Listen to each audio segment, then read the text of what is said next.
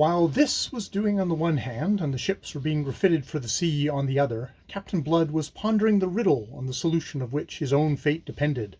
Indian spies whom he employed brought him word that the Spaniards, working at low tide, had salved the 30 guns of Salvador, and thus had added yet another battery to their already overwhelming strength. In the end, hoping for inspiration on the spot, Captain Blood made a reconnaissance in person.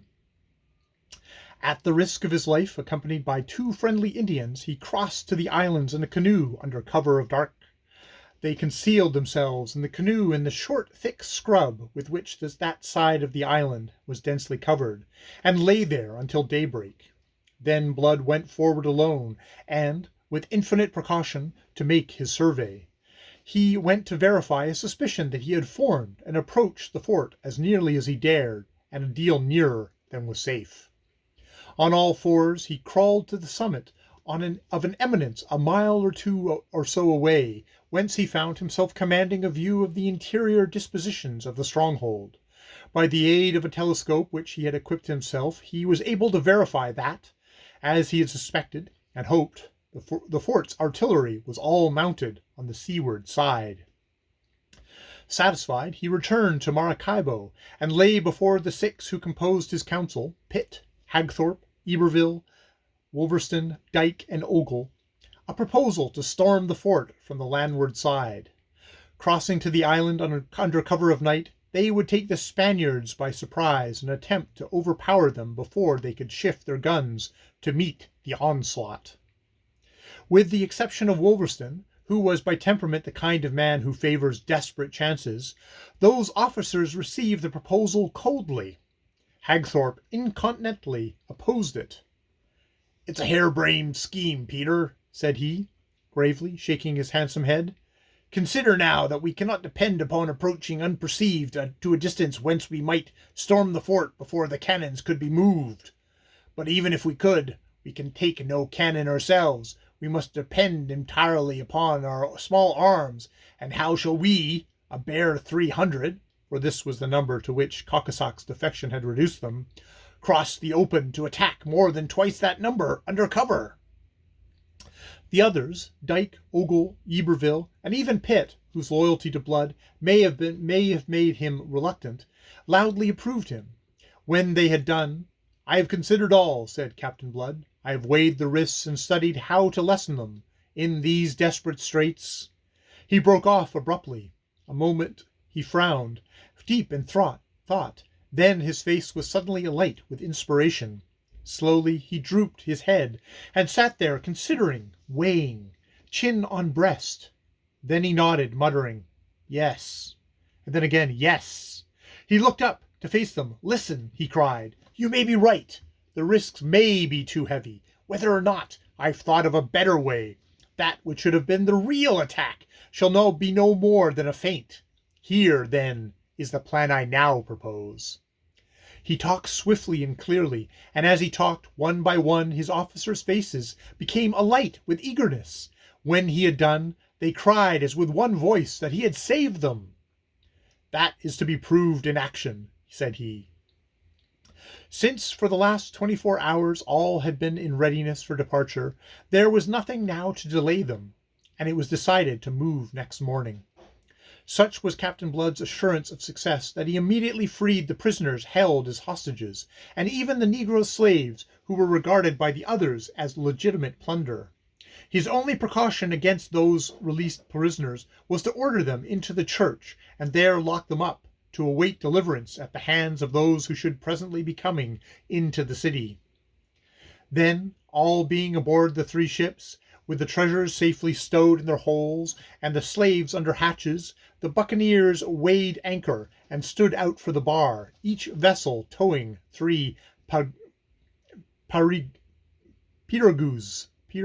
piraguas astern.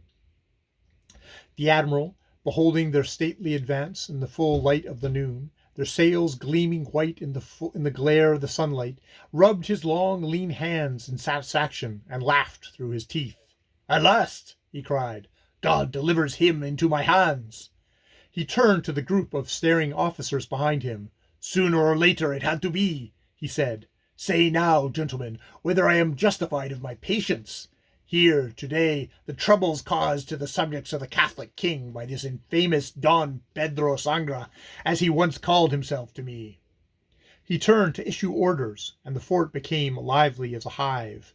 The guns were manned, the gunners already kindling fuses, when the buccaneers' fleet, still heading for Palomas, was observed to bear away to the west. The Spaniards watched them, intrigued. Within a mile and a half to westward of the fort, and within a mile and a half of the shore, that is to say, on the very edge of the shoal water that makes Palomas unapproachable on either side by any vessels but of the shallowest draught, the 4 ships cast anchor well within the Spaniards' view, but just out of range of their heaviest cannon. Sneeringly, the admiral laughed. "Aha! They hesitate, these English dogs. Por Dios! And well they may." "They will be waiting for night," suggested his nephew, who stood at his elbow, quivering with excitement. Don Miguel looked at him, smiling. "And what shall the night avail them in this narrow passage, under the very muzzles of my guns? Be sure, Esteban, that tonight your father will be paid for." He raised his telescope to continue his observation of the buccaneers.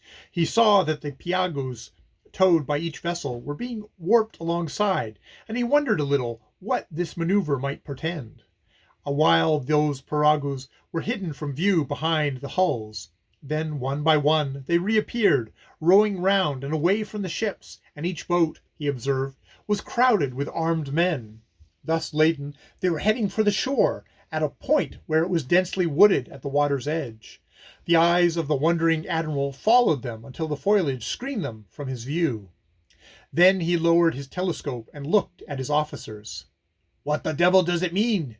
he asked. None of them answered him, all being puzzled as he was himself. After a little while, Esteban, who kept his eyes on the water, plucked at his uncle's sleeve. "There they go!"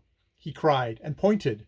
And there indeed went the pirogues on their way back to the ship, but now it was observed that they were empty, save for the men who had rowed them. Their armed cargo had been left ashore. Back to the ships they pulled, to return again presently with a fresh load of armed men, which similarly they conveyed to the Palomas. At last one of the Spanish officers ventured an explanation. "They are going to attack us by land, to attempt to storm the fort." "Of course," the admiral smiled. "I had guessed it. Whom the gods would destroy first made mad." "Shall we make a sally?" urged Esteban, in his excitement. "A sally? Through that scrub? That would be to play into their hands. No, no, we will wait here to receive this attack. Whenever it comes, it is themselves that will be destroyed, and utterly. Have no doubt of that." But by evening the admiral's equanimity was not quite so perfect. By then the pirogues had made a half-dozen journeys with their loads of men, and they had also landed, as Don Miguel had clearly observed through his telescope, at least a dozen guns. His countenance no longer smiled. It was a little wrathful and a little troubled now as he turned again to his officers. "Who was that fool who told me they have a number but 300 men in all? They have put at least twice that number ashore already." Amazed as he was, his amazement would have been even deeper had he been told the truth, that there was not a single buccaneer or a single gun ashore on the Palomas. The deception had been complete. Don Miguel could not guess that the men he had beheld in those pirogues were always the same, that on the journeys to the shore they sat and stood upright in full view, and that on the journeys back to the ship they lay invisible at the bottom of their boats, and were thus made to appear empty.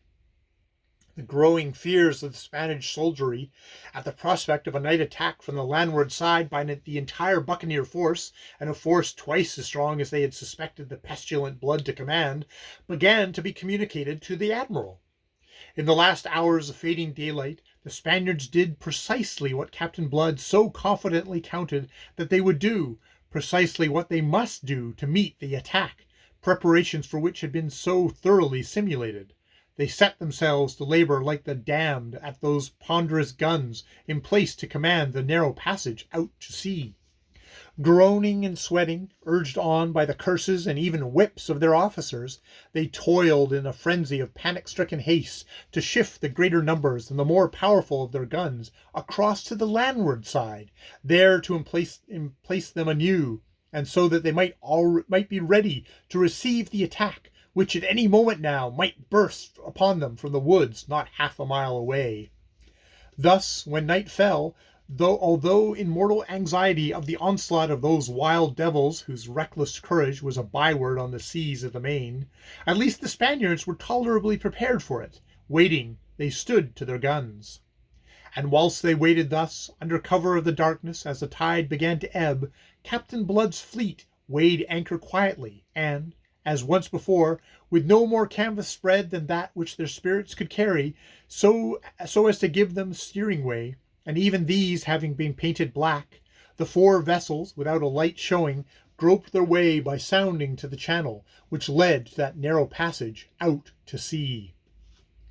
The Elizabeth and the Infanta, leading side by side, were almost abreast of the fort before their shadowy bulks and the soft gurgle of water at their prows were detected by the Spaniards, whose attention until that moment had all been on the other side.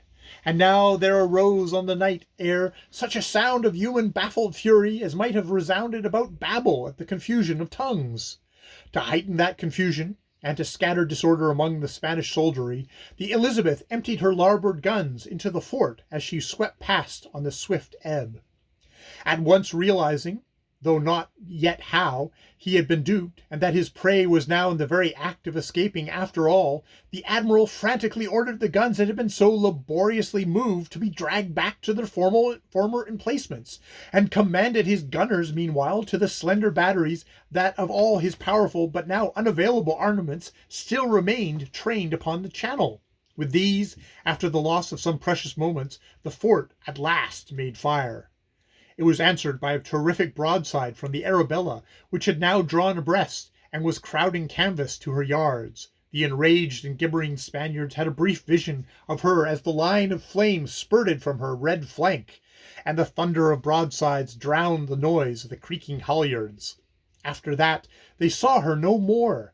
Assimilated by the friendly darkness which the lesser Spanish guns were speculatively stabbing, the escaping ships fired never another shot that might assist their baffled and bewildered enemies to locate them. Some slight damage was sustained by Blood's fleet, but by the time the Spaniards had resolved their confusion into some order of dangerous offence, that fleet, well served by a southerly breeze, was through the Narrows and standing out to sea. Thus was Don Miguel de Espinosa left to chew the bitter cud of a lost opportunity, and to consider in what terms he would acquaint the Supreme Council of the Catholic King that Peter Blood had got away from Maracaibo, taking with him 2 20-gun frigates that were lately the property of Spain, to say nothing of 250,000 pieces of 8, and other plunder. And all this in spite of Don Miguel's 4 galleons, and his heavily armed fort that at one time had held the pirates so securely trapped. Heavy, indeed, grew the account of Peter Blood, which Don Miguel swore passionately to heaven he should, at all cost to himself, be paid in full. Nor were the losses already detailed the full total of those suffered on this occasion by the King of Spain, for on the following evening, off the coast of Aruba, at the mouth of the Gulf of Venezuela, Captain Blood's fleet came upon the belated Santo Nino, speeding under full sail to reinforce Don Miguel at Maracaibo. At first the Spaniard had conceived that she was meeting the victorious fleet of Don Miguel, returning from the destruction of the pirates, when, at a comparatively close quarters, the pennon of St. George soared to the Arabella's masthead to disillusion her. The Santo Nino chose the better part of valor and struck her flag. Captain Blood ordered her crew to take the boats and land themselves at Aruba or wherever else they pleased. So considerate was he that to assist them he presented them with several of the piragues that he still had in tow. "You will find," he said to her captain, "that Don Miguel is in extremely bad temper. Commend me to him, and say that I venture to remind him that he must blame himself for all the ills that have befallen him. The evil has recoiled upon him which he loosed when he sent his brother unofficially to make a raid upon the island of Barbados. Bid him think twice before he lets his devils loose upon an English settlement again." With that he dismissed the captain, who went over the side of the Santo Nino, and Captain Blood proceeded to investigate the value of this further prize. When her hatches were removed, a human cargo was disclosed in her hold. "Slaves," said Wolverstone, and persisted in that belief, cursing Spanish devilry, until Cockusac crawled up out of the dark bowels of the ship and stood blinking in the sunlight. There was more than sunlight to make the Breton pirate blink. Those that crawled out after him, the remnants of his crew, cursed him horribly for the pusillanimity that had brought them into the ignominy of owing their deliverance to those whom they had deserted as lost beyond hope. Their sloop had encountered and had been sunk 3 days ago by the Santo Nino, and Cockusac had narrowly escaped hanging, merely that for some time he might be a mock among the brethren of the coast. For many a month thereafter he was to hear in Tortuga the jeering taunt, "Where do you spend the gold that you bought back from Maracaibo?" End of chapter.